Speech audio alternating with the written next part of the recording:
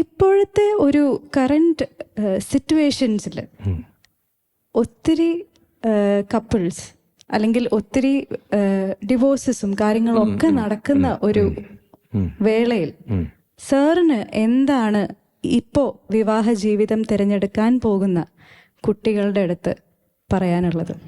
സ്നേഹം എന്ന് പറയുന്നത് ഈ കാണുന്ന കാഴ്ചയിലല്ല. കാഴ്ചയിൽ പലതും ഉണ്ടാവും, പക്ഷെ ആ മനസ്സ് നമുക്ക് കാണാൻ പറ്റുമ്പോൾ, പരസ്പരം മനസ്സ് കൈമാറുമ്പോൾ ഉണ്ടാകുന്ന ആ മനസ്സ് എനിക്ക് കാണാൻ പറ്റുക, എൻ്റെ മനസ്സ് അവർക്ക് കാണാൻ പറ്റുക. പറ്റിക്കഴിഞ്ഞാൽ ഈ മുഖത്തുള്ള കളറും ഭംഗിയൊന്നും നമുക്ക് വേസ്റ്റാണ്.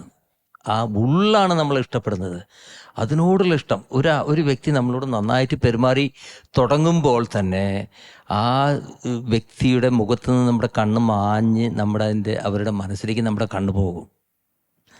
അത് പോകുന്ന സമയത്ത് നമുക്ക് സ്നേഹം അതിങ്ങനെ എന്തെന്നാ പറയുക, വർദ്ധിച്ച് വരും. Day by day it will. പക്ഷെ ഇതിൽ ഒതുങ്ങി നിന്നാലാണ് ഈ പ്രശ്നങ്ങൾ വരിക. എന്നും ഒരേപോലെ മുഖമാവണമെന്നില്ല. ചിലപ്പോൾ ഒരു പാട് വരും, ചിലപ്പോൾ ഒരു കുരു വരും, ചിലപ്പോൾ ഭംഗി കുറവ് വരും, ചിലപ്പോൾ ഭംഗി കൂടും. അതിനനുസരിച്ച് മാറില്ല. പക്ഷേ ഈ മനസ്സിൻ്റെ ഉള്ളിലുള്ള സംഭവം. പിന്നെ ഞാൻ ഒരു തമാശ പറയാം, മറ്റൊരു തമാശ, അത് പിന്നീട് ആലോചിച്ചാണ്. ഇപ്പം ഞാനും എൻ്റെ വൈഫുമായിട്ട് ഭയങ്കര പ്രണയം, ഞങ്ങളൊരു സീനിലൊക്കെ വന്നു, ആൾക്കാർ കണ്ടു, ആൾക്കാർക്ക് ഒരുപാട് പേർക്ക് അത് ഇൻസ്പയർ ചെയ്തു. അവർക്ക് മാത്രമല്ല ഇൻസ്പിറേഷനായത്, ഞങ്ങൾക്കും ഇൻസ്പിറേഷനായി. സത്യം, അവൾക്കും ഇൻസ്പിറേഷനായി. ഇത് കണ്ടപ്പോൾ നമ്മൾ തമ്മിൽ ഇങ്ങനെയൊക്കെ വേണമല്ലേ, ഇങ്ങനെ തന്നെയല്ലേ. ഞാൻ actually I did it little extra for giving a message to the public. നമ്മൾ ഈ ചെയ്യുന്നത് കൊണ്ട് മനസ്സിൽ അങ്ങനെയൊക്കെ തന്നെയാണെങ്കിലും നമ്മൾ കുറച്ച് എക്സ്ട്രാ നമ്മളത് പറയാൻ ശ്രമിച്ചു. അപ്പം എന്താണെന്ന് വെച്ച് കഴിഞ്ഞാൽ ഇത് കാണുന്നവർക്ക് ഇവരെന്താ ഇങ്ങനെ, അങ്ങനെയല്ല തോന്നിയത്. നമ്മളിങ്ങനെയൊക്കെ ആവണ്ടേ.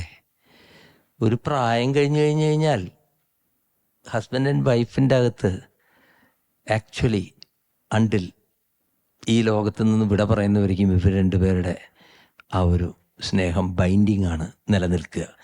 കാരണം മക്കൾ അവർ കല്യാണം കഴിക്കുന്നു, സ്നേഹമുണ്ടാവും, പക്ഷെ അവർക്ക് നമ്മളെ സ്നേഹിക്കുന്നതിനേക്കാൾ കൂടുതൽ അവരുടെ ബെസ്റ്റ് ഹാഫ് അപ്പുറത്ത് നിൽക്കുകയാണ്. They have to take care of them. നമ്മളെ സ്നേഹിക്കാൻ പോയപ്പോൾ അവിടെ പ്രശ്നമാവും. അപ്പോൾ അതുകൊണ്ട് let them, we leave them. പിന്നെ അവർക്ക് കുട്ടികൾ വരും, അപ്പോൾ ആ കുട്ടികളോട് അവർക്കുണ്ടാവുന്ന വാത്സല്യം.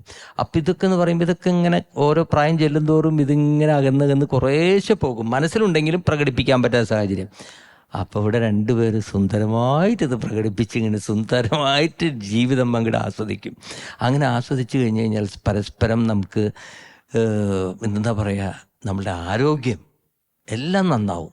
ഇപ്പം എൻ്റെ വൈഫിന് ഇപ്പം ഈ സീൻ ഇത് കണ്ടിട്ട് ഇപ്പം ഞങ്ങളിത് ചെയ്തെങ്കിലും ടി വിയിൽ വരുമ്പോൾ ഞാനും വൈഫ് ഇത് കണ്ടതിന് ശേഷം ഐ വാസ് നോട്ടീസിങ്, എനിക്കറിയാം, ബട്ട് ഹെയർ ആറ്റിറ്റ്യൂഡിൽ ഒരുപാട് വ്യത്യാസം. കാരണം വേറൊന്നുമല്ല, നമ്മൾ അങ്ങനെയാണ് നമ്മൾ ജീവിതം മുന്നോട്ട് പോകേണ്ടത്. അങ്ങനെ ഞങ്ങൾ അങ്ങനെ തന്നെയാണെങ്കിലും ഒന്നും കൂടി അരക്കിട്ട് ഉറപ്പിച്ചു.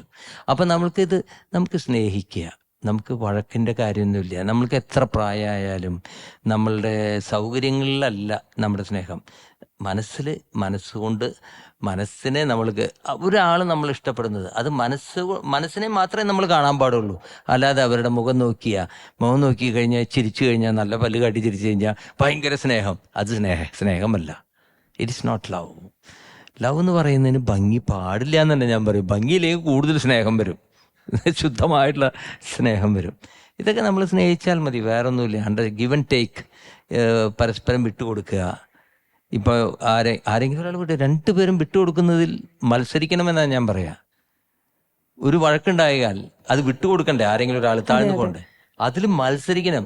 ഞാൻ ആദ്യം താഴ്ന്നു കൊടുക്കണം, അപ്പം മറ്റേ ആൾ അതിനു മുമ്പ് താഴ്ന്നു കൊടുക്കാൻ നോക്കണം.